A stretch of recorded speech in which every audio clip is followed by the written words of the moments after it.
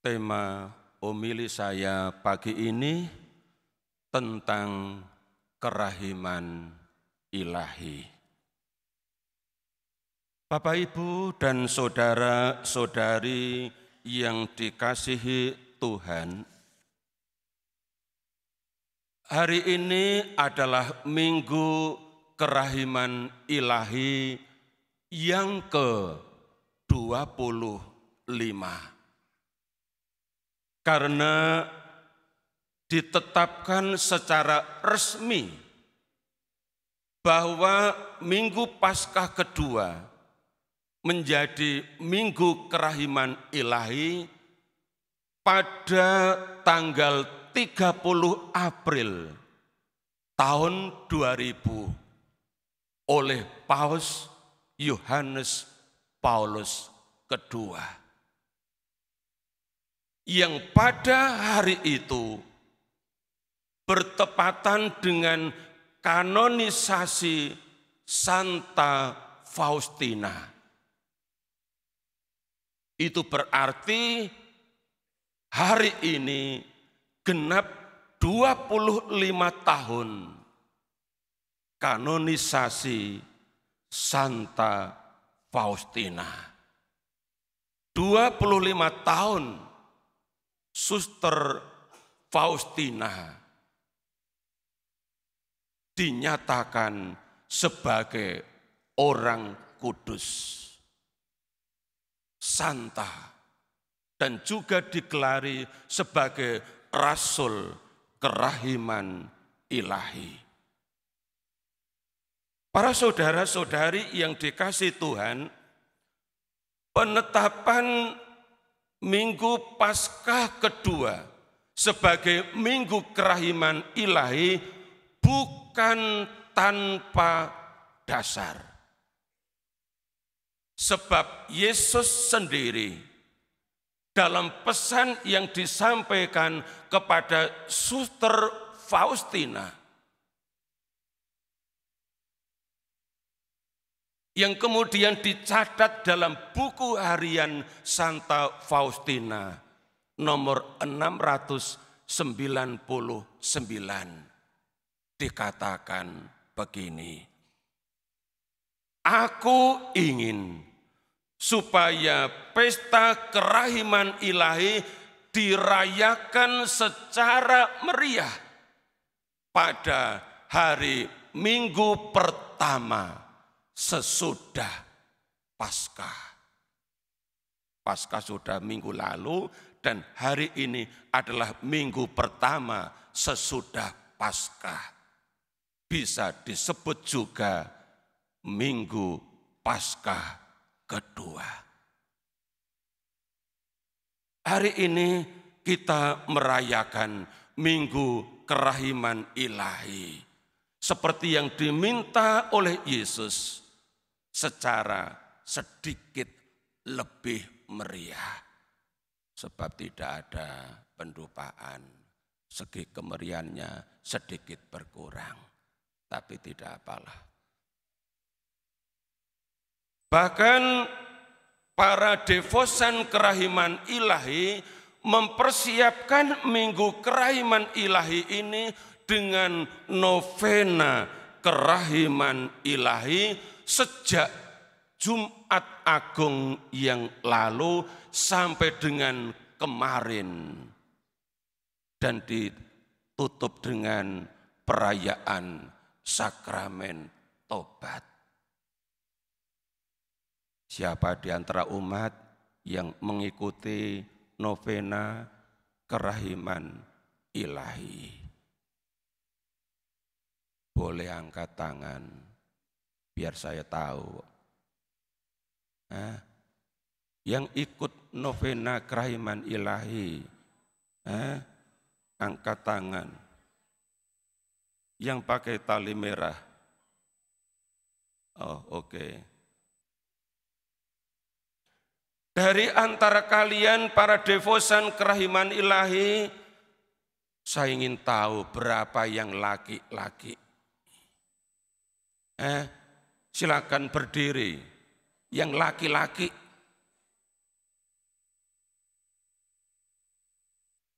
Lihat para saudara, dari para devosan kerahiman ilahi ini mayoritas ibu-ibu, yang laki bapak cuman satu.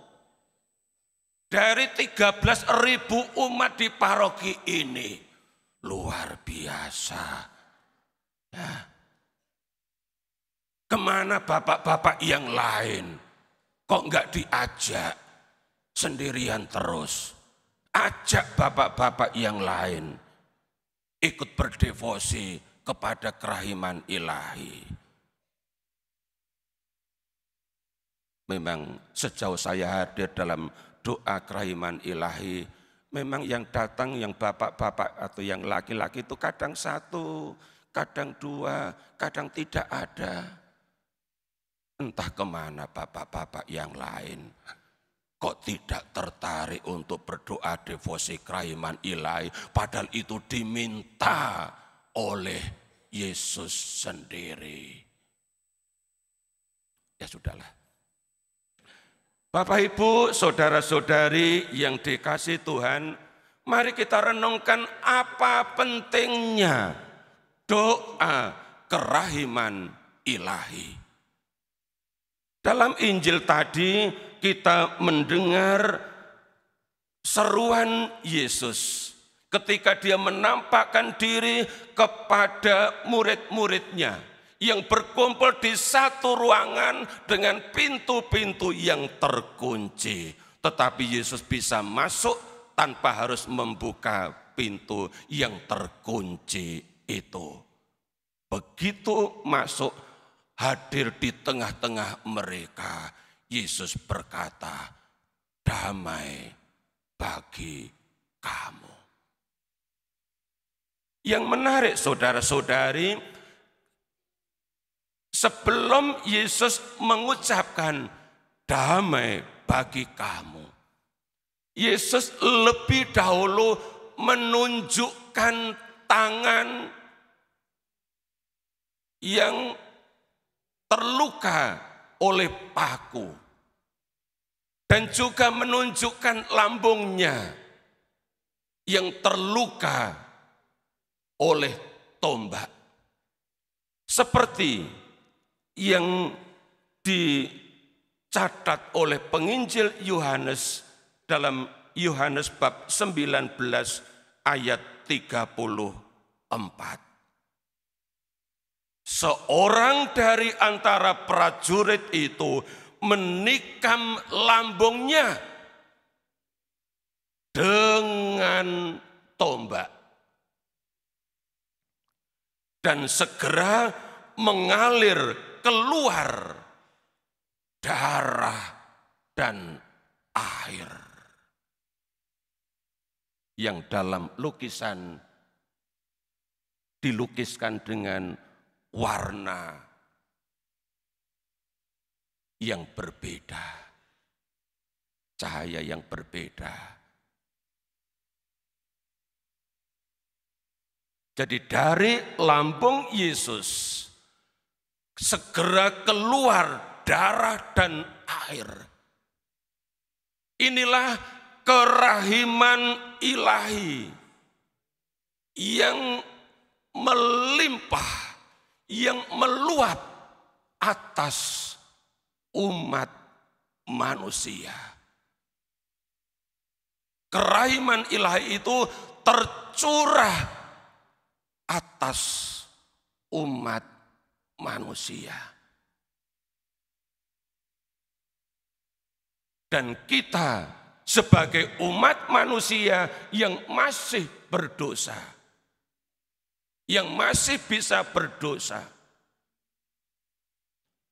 sangat membutuhkan kerahiman ilahi itu. Bukan hanya para devosan kerahiman ilahi, tetapi de facto kita semua sangat membutuhkan kerahiman ilahi itu. Mengapa saya mengatakan sangat membutuhkan. Dalam buku harian Santa Faustina, masih di nomor 699, Yesus menegaskan begini. Umat manusia tidak mungkin merasakan damai sebelum berpaling kepada sumber kerahimanku. Ingat saudara kata-kata Yesus ini. Sekali lagi saya ulang, umat manusia tidak mungkin merasa damai sebelum berpaling kepada sumber kerahimanku. Inilah titik temu hubungan antara pesan Yesus dalam Injil tadi yang mengatakan damai bagi kamu, dan pesan kepada kita melalui Suster Faustina yang dicatat di buku harian nomor 699 itu. Oleh karena itu, meskipun Yesus sudah katakan damai bagi kamu, namun kalau pihak manusia tidak berpaling kepada sumber kerahiman, ia tidak akan merasakan damai, baik dalam hatinya maupun dalam keluarga atau komunitas. Hari ini di Minggu Kerahiman Ilahi, kita diminta oleh Yesus supaya berpaling kepada sumber kerahiman ilahi. Supaya apa?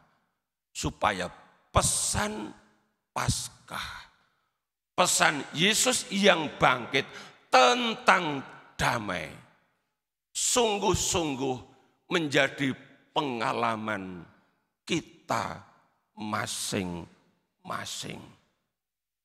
Kalau setiap pribadi sudah merasakan damai, itulah Paskah. Paskah bukan hanya menyangkut Yesus yang bangkit, tetapi juga bagaimana kita merespon Yesus yang bangkit. Kita mau berpaling kepada sumber kerahiman ilahi. Dan karena itu kita bisa merasakan damai. Itu. Mari Bapak Ibu, saudara-saudari yang dikasih Tuhan. Mari kita jadikan doa kerahiman ilahi menjadi sebuah gerakan spiritual. Doa kerahiman ilahi menjadi sebuah gerakan umat di paroki ini.